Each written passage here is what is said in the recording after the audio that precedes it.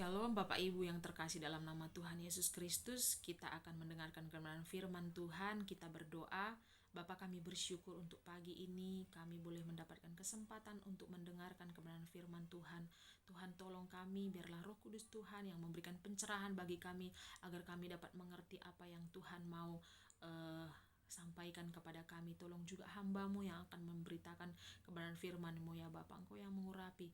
Kami serahkan waktu ini ke dalam tangan Tuhan. Di dalam nama Yesus kami berdoa dan mengucap syukur. Amin. Bapak, Ibu, dan Saudara yang terkasih dalam nama Tuhan Yesus Kristus, kita akan buka Alkitab kita dari 1 Yohanes 4 ayat 10. Sekali lagi, 1 Yohanes 4 ayat 10 saya akan membacakan bagi kita semua. Inilah kasih itu, bukan kita yang telah mengasihi Allah, tetapi Allah yang telah mengasihi kita dan yang telah mengutus anaknya sebagai pendamaian bagi dosa-dosa kita. Sekali lagi, inilah kasih itu, bukan kita yang telah mengasihi Allah, tetapi Allah yang telah mengasihi kita dan yang telah mengutus anaknya sebagai pendamaian bagi dosa-dosa kita. Tema yang saya angkat pada pagi hari ini adalah kasih yang membawa sukacita. Sekali lagi, kasih yang membawa sukacita. Bapak, Ibu, dan Saudara yang terkasih dalam nama Tuhan Yesus Kristus, jika kita perhatikan dunia ini, sekarang kasih itu sudah menjadi pudar, dan kasih yang ditawarkan oleh dunia ini adalah kasih yang bersifat reaktif, ya Bapak Ibu. Ketika kita mengasihi orang lain, maka orang lain akan mengasihi kita. Tetapi ketika kita melakukan kesalahan, maka boro-boro orang lain bisa mengasihi kita. Bisa saja mereka membenci kita, seperti itu ya. Dan sekarang juga begitu banyak hal yang akan kita dapatkan dari dunia ini dengan penuh persyaratan. Kalau membuat KTP, mau tidak usah dulu jauh-jauh Bapak Ibu, supaya orang tua kita mengasihi kita saja, kita harus menjadi anak yang baik, anak yang pintar, dan lain-lain. Tetapi kalau kita lihat di sini ada satu kasih yang luar biasa yang bisa menerima kita apa adanya, dan dia terlebih dahulu yang mengasihi kita meskipun kita di dalam keadaan kotor sekalipun, meskipun kita di dalam keadaan lingkungan dosa yang luar biasa, tetapi dia menjangkau ke tempat di mana kita berada, yaitu adalah Allah itu sendiri, karena dia adalah kasih. Nah, kasih seperti apa yang dapat menjangkau kita meskipun kita masih menjadi orang-orang yang berdosa, yaitu kasih yang dimulai dari Allah itu sendiri. Itu ayat yang ke-10a ya Bapak Ibu. Di situ dikatakan bahwa inilah kasih itu, bukan kita yang telah mengasihi Allah. Kalau kita lihat dalam hal ini, di dalam ayat yang ke-7a, Yohanes sudah menerangkan bahwa kasih itu berasal dari Allah. Dan di ayat yang ke-7b dia mengatakan kembali, orang-orang yang mengasihi pun itu berasal dari dia. Dan Allah bukan hanya sebagai sumber kasih, Allah adalah kasih. Nah, kalau kita lihat selaras dengan kebenaran ini, Yohanes menegaskan bahwa Allah adalah inisiator kasih, ya. Dia yang aktif Bapak Ibu, dia yang memulai. Dengan kata lain, kasih Allah bukanlah sebuah reaksi ataupun sesuatu. Nah, untuk memperjelas ini, Yohanes dengan sengaja meletakkan kata bukan di awal kalimat, ya, ataupun di dalam bahasa Yunani itu kata outs, ya, di awal kalimat. Nah, dan semua versi bahasa Inggris juga menuliskan hal yang sama, yaitu dia mengatakan di sana, not that we love God, not that we love God. Tidak ketinggalan juga terjemahan Lembaga Alkitab Indonesia yang terjemahan baru juga secara tepat mengungkapkan makna yang sama, mengatakan bahwa bukan kita yang telah mengasihi Allah. Jadi kata bukan itu di sini ditegaskan adalah sisi negatifnya. Nah, jadi di sini yang mau disampaikan adalah kasih kita bukan menjadi alasan ataupun syarat ataupun dorongan bagi kasih Allah. Bukan gara-gara kita mengasihi Allah makanya Allah menjadi mengasihi kita, tetapi karena Allah yang terlebih dahulu mengasihi kita. Ada kata kita dan Allah yang disebutkan oleh Yohanes 2 kali dengan maksud bahwa Yohanes sedang membandingkan dua pihak antara Allah dan juga kita. Relasi antara keduanya hanya bisa dimungkinkan apabila inisiatif Allah ada di dalamnya. Itu pasal 4 ayat 10 dan 19. Jadi Kasih Allah bersifat inisiatif, kasih kita bersifat reaktif. Maksudnya bahwa ketika kita mau mengasihi, kita harus dikasihi terlebih dahulu.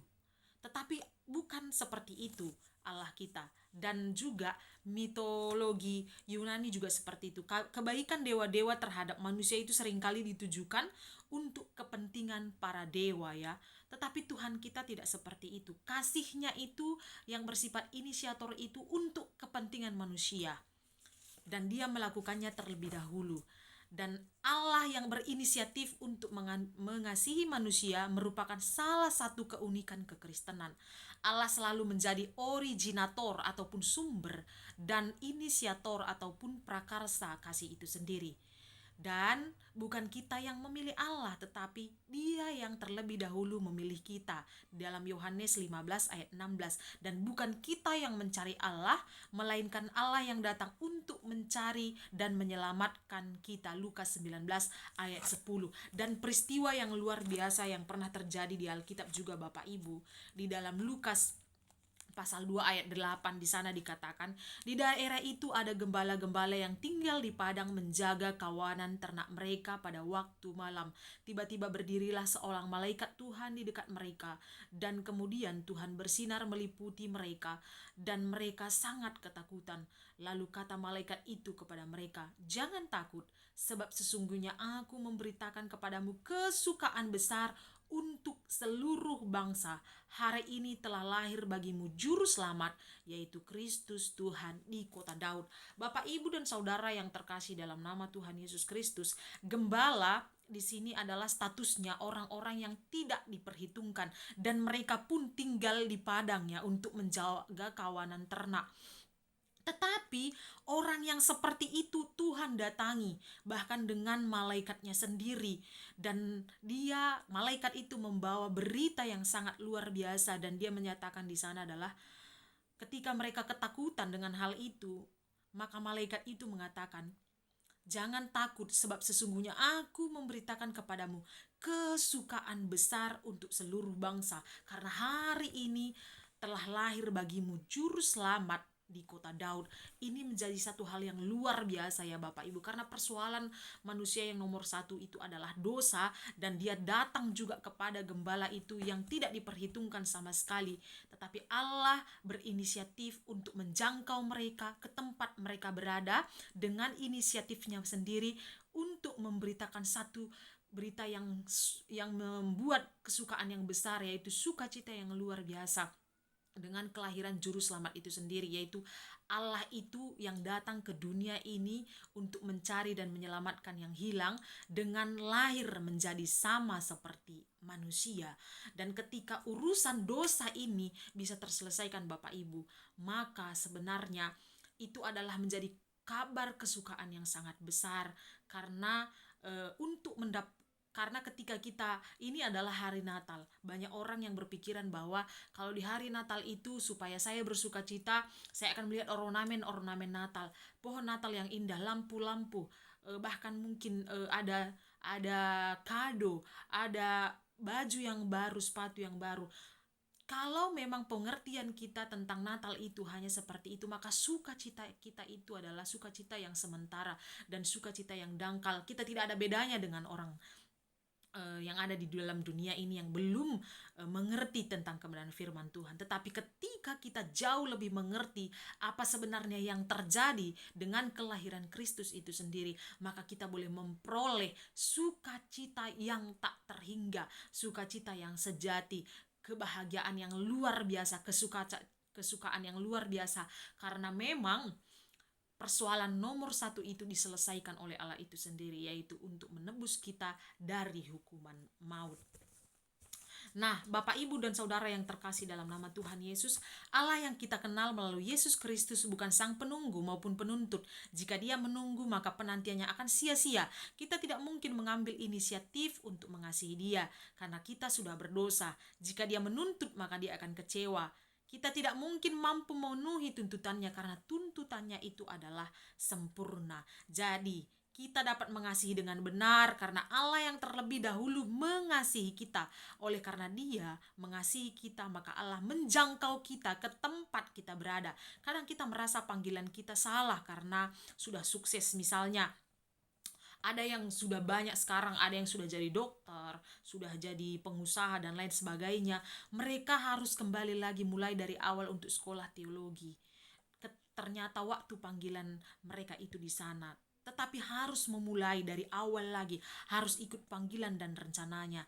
Ingat, Allah tidak pernah salah menyatakan kasih-Nya, dan Allah tidak akan pernah menunggu kita, tetapi Dia berinisiatif menjemput kita sesuai dengan waktunya. Sudah sukses tetapi sekolah Alkitab lagi dan lain sebagainya. Tetapi tetap bahwa Allah adalah Allah yang inisiatif itu ingin membawa kita lebih lagi merasakan kesuksesan itu dengan sukacita yang tak ternilai ketika kita mengerti apa yang Tuhan mau di dalam hidup kita. Hal yang kedua yang kita belajar adalah dibayar mahal oleh Allah. Kasih itu dibayar mahal oleh Allah. Nah, inisiatif belaka tidaklah cukup, Bapak Ibu. Kasih Allah itu bersifat karunia, diberikan secara cuma-cuma, gratis. Dan apakah kasih-Nya itu tidak berharga? Sama sekali tidak ya Bapak Ibu, karena kasih ilahi itu bukan murahan, diberikan secara cuma-cuma, bukan karena tidak berharga, melainkan karena Dia sendiri yang telah membayar harganya bagi kita. Tanpa harga, Dia yang bayar, kasih-Nya menjadi tidak berharga di mata kita. Tuhan yang menganugerahkan, Dia yang membayar harga, apalagi yang kurang. Jika kita merenungkan secara seksama Bapak Ibu, kasih Allah dalam diri kita sebenarnya memang bukan tanpa syarat. Ada syarat yang begitu berat. Walaupun syarat itu sudah dipenuhi oleh Allah sendiri, ada harga yang tak terkira. Walaupun demikian, harga itu sudah dilunasi oleh Allah sendiri. Karena begitu mahalnya harga kasih Allah itu sebenarnya, dan kita tidak akan mampu untuk membayarnya, maka Allah sendiri yang membayarnya. Harga yang dibayar adalah anaknya. Itu adalah ayat yang ke-10. Frasa mengutus anaknya ke dalam dunia muncul 3 kali di dalam pasal ini. Pasal 4 ayat dalam ayat ini ya. Pasal 4 ayat 9, ayat 10 dan ayat 14. Dan di ayat yang ke-9 diberi tambahan bahwa anak ini adalah anaknya yang tunggal. Dari besarnya harga yang dibayar, kita dapat mengetahui betapa seriusnya dosa. Dosa yang mengungkung kita sehingga dosa itu bukannya melahirkan sukacita, tetapi ketakutan dan kesedihan. Tetapi ketika Allah itu mencari kita, menyelamatkan kita, maka akan melahirkan ketakutan itu dapat diubah menjadi kesukaan yang luar biasa, sehingga kita lupa bagaimana ketakutan itu, kita lupa bagaimana sakit itu Bapak Ibu, karena kasih yang diberikan oleh Allah itu tidak sebanding dengan semua yang kita alami. Jikalau dosa adalah persoalan sepele, maka mengutus Allah ke dalam dunia ini adalah menjadi pengorbanan yang berlebihan. Jikalau ada cara lain untuk mengatasi dosa, untuk apa Allah perlu mengorbankan anaknya ataupun capek-capek untuk menjadi manusia datang ke dunia ini? Bapak, Ibu, dan Saudara yang terkasih dalam nama Tuhan Yesus Kristus, Allah kehilangan anaknya demi mendapatkan kita. Sekali lagi, Allah kehilangan anaknya demi mendapatkan kita. Sebuah transaksi yang sangat berat sebelah. Sebagian orang mungkin kurang memahami tindakan Allah ini. Mereka mempersoalkan mengapa bukan Allah yang turun tangan secara langsung. Menurut mereka, kenapa harus mengorbankan anak sementara Bapa hanya berpangku tangan di sorga? Yang adalah tindakan yang kurang bijaksana. Bapa seharusnya mengambil kesusahan yang besar dari anaknya, bukan sebaliknya. Pemikiran di atas jelas tidak tepat ya Bapak Ibu, karena dari perspektif duniawi saja Bapak Ibu kita dapat melihat kekeliruan di balik pemikiran tersebut. Kenapa? Karena tanya yang sudah menjadi orang tua di sini, yang sudah punya anak.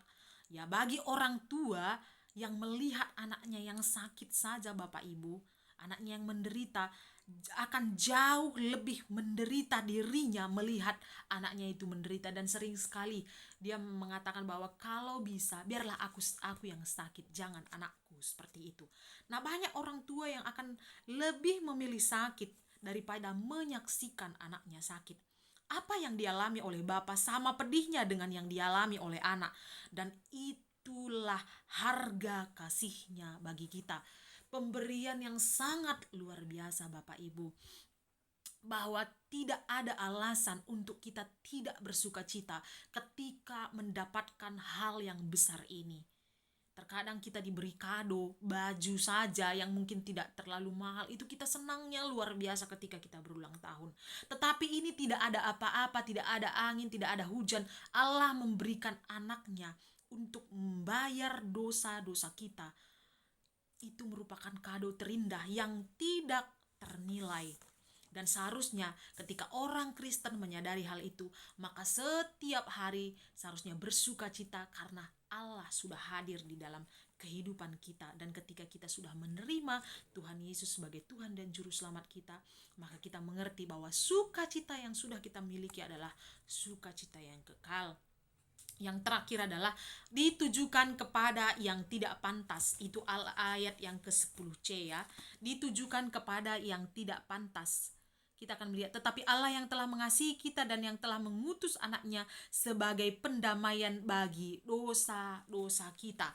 Nah, tujuan dari pengutusan anak Allah ke dalam dunia adalah untuk pendamaian dosa-dosa kita. Kata pendamaian di sini adalah hilasmos dalam perjanjian lama ya. Dikaitkan dengan tutup pendamaian itu adalah hilasterion yang berada di ruang maha kudus. Nanti kita bisa baca di dalam Keluaran 25 ayat 10 sampai 22, pasal 26 ayat 34. Nah, itulah tempat imam besar memercikkan darah binatang untuk penghapusan dosa ya Bapak Ibu, di dalam Imamat 16 ayat 15. Di situ pula tempat Tuhan bertahta dan bersabda, tanpa darah yang ditumpahkan di tutup pendamaian, tidak ada pengampunan, tidak ada relasi yang intim dengan Tuhan. Rekonsiliasi dan relasi terjadi di atas tutup pendamaian. Itulah misi yang diemban oleh anak Allah di dalam dunia. Dia menjadi agen rekonsiliasi, pertemuan dengan maksud berdamai yang mendatangkan sukacita, dan relasi membangun kembali hubungan yang sudah putus. Kedatangannya ke dalam dunia untuk membereskan dosa. Nah, kita lihat anak-anak muda yang sekarang putus dengan pacarnya itu bisa saja berhari-hari nangis-nangis di kamar ya kan. Dan banyak yang bunuh diri, ataupun hubungan orang tua dengan anak yang tidak baik, hubungan rekan kerja yang tidak baik. Itu mendatangkan kesedihan ataupun mendatangkan keadaan yang tidak membawa sukacita. Yang setiap hari nanti mukanya muruk kata orang Batak, berjut kata orang Karo, mutung dan lain sebagainya. Saya tidak tahu menggambarkannya ya Bapak Ibu. Tetapi ketika pendamaian itu dilakukan oleh Allah sendiri, karena dia adalah agen rekonsiliasi ini, dia melakukan pertemuan itu dengan manusia dengan maksud berdamai, membangun kembali relasi yang sudah putus itu, maka itu akan mendatangkan sukacita yang sangat luar biasa. Namun kita tidak boleh membayangkan sebuah misi yang mudah. Pemberesan ini membutuhkan pengorbanan, ada kematian, ada darah yang ditumpahkan. Dari gambaran yang diungkapkan di dalam 1 Yohanes 4 ayat 10, kita dapat melihat objek kasih Allah. Dia mengasihi orang-orang yang berdosa, orang-orang yang sebenarnya tidak pantas Bapak Ibu untuk dikasihi. Gambaran di ayat ini bersifat kontrakultural, berlawanan dengan budaya Yunani dan budaya dimanapun itu. Menurut mitologi Yunani, bahwa berbagai ajaran lain kesalahan manusia memang bisa mendatangkan murka dan hukuman dari para dewa. Untuk mencegah hal ini, manusia perlu memberikan korban tertentu, misalnya sesajian atau korban nyawa. Kemarahan dewa hanya bisa dipadamkan oleh manusia melalui tindakan manusia. Para dewa hanya bertindak sesuai dengan tindakan manusia. Karena memang dewa itu adalah benda mati, seperti itu ya. Karena manusia yang tempah patung itu dan dia sembah sendiri. Berbeda dengan Allah kita yang hidup, Allah yang kita kenal dalam Kristus Yesus sangat berbeda. Dia memang membenci dosa, dia memang menghukum orang berdosa. Sesuatu memang harus dilakukan untuk memuaskan keadilannya. Hanya saja Dia sendiri yang menyelesaikan semuanya. Allah sendiri yang memadamkan kemarahannya. Tidak ada satupun yang perlu kita lakukan. Tidak ada syarat apa-apa untuk menyurutkan murkanya. Jadi semua kepercayaan di luar Alkitab cenderung legalistik. Ada deretan peraturan yang harus dilakukan oleh manusia terlebih dahulu untuk mendapatkan berkat Allah, Bapak Ibu. Ada deretan larangan yang harus dijauhi sebagai syarat memperoleh kasih Allah. Puji Tuhan, Allah sudah membayar semua bagi kita. Tidak ada lagi hutang dosa di pundak kita. Oleh karena itu, kita tidak perlu bersyarat lagi untuk sukacita, karena Allah sendiri yang sudah melakukan syarat itu. Sehingga utang di atas pundak kita itu sudah diambil oleh Allah itu sendiri, sehingga itu dapat melahirkan sukacita yang luar biasa. Saya akan tutup dengan satu ilustrasi. Kalau kita lihat Bapak Ibu, seorang pengendara motor yang ugal-ugalan, yang berlawanan arah, dia sudah ugal-ugalan tidak pakai helm, dan dia dari arah yang berlawanan dia kencang sehingga menabrak mobil yang mewah. Tetapi orang tersebut yang ada di dalam mobil mewah itu malah keluar dari mobilnya dan tidak menghakiminya. Dia malah mengangkat si pengendara tadi karena dia juga yang terpental ke jalan, dan dia bawa ke rumah sakit, dia obati sampai di rumah sakit, dan dia tidak tuntut apa-apa. Apakah sebenarnya pantas pemberian itu? Karena memang yang salah itu bukan pemilik mobil mewah itu, Bapak Ibu, tetapi pengendara motor yang ugal-ugalan itu sendiri. Apakah pantas pemberian? Tidak. Tetapi dia melakukan itu karena dia mengasihi si pengendara motor tadi. Sama seperti kita yang seharusnya sudah berlumpur dosa itu sendiri, yang sudah menjijikkan di hadapan Allah, yang sebenarnya tidak layak lagi untuk ditolong, tidak pantas lagi untuk ditolong. Tetapi Allah mendatangi kita ke tempat di mana kita berada itu, yang hina itu, dan dia meraih kita kembali, membalikkan keadaan kita menjadi 180 derajat, membersihkan kita dari lumpur dosa itu, sehingga kita diangkat menjadi anaknya. Yang luar biasa adalah status kita berganti dari anak, yaitu anak iblis yang suka melakukan dosa, menjadi anak Allah yang luar biasa, menjadi ahli waris kerajaan sorga. Semua karena kasih-Nya. Tidak ada yang lebih membahagiakan, lebih menyukakan selain mendengar berita ini, Bapak Ibu.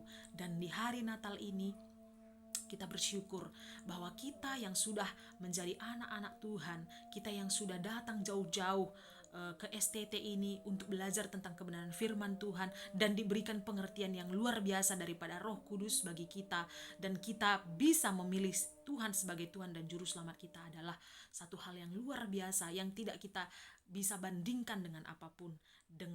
Dan dari itu Allah sendiri memberikan sukacita itu di dalam hati kita, sehingga sukacita yang kita dapatkan itu bukan bersifat sementara, tetapi bersifat kekal. Demikian firman Tuhan pada pagi hari ini. Biarlah firman Tuhan ini boleh memberkati kita. Demikian firman Tuhan, kita berdoa. Tuhan Yesus, kami bersyukur untuk pagi hari ini kami boleh mendengarkan kebenaran firman Tuhan. Terima kasih Bapa, kasih-Mu yang luar biasa itu yang Engkau mulai karena Engkau adalah inisiator kasih itu sendiri, menggantikan kami ya Bapa, untuk menebus kami dari hukuman dosa ya Bapa. Terima kasih Engkau menjadi manusia di dalam dunia ini, lahir menjadi sama seperti kami di palungan dengan keadaan yang menyedihkan ya Bapa. Tetapi Tuhan melakukan itu supaya kami boleh mengerti bahwa kasih yang Tuhan berikan itu boleh mengambil hutang dosa yang ada di dalam pundak kami, sehingga kelahiran-Mu, kedatangan-Mu membawa sukacita yang tak terperi di dalam hati dan hidup kami. Terima kasih Bapa, di dalam nama Yesus kami bersyukur. Terima kasih untuk perbaikan hubungan yang luar biasa, pendamaian yang luar biasa. Terpuji dan termulialah nama-Mu Bapa, di dalam nama Yesus kami berdoa dan mengucap syukur. Amin.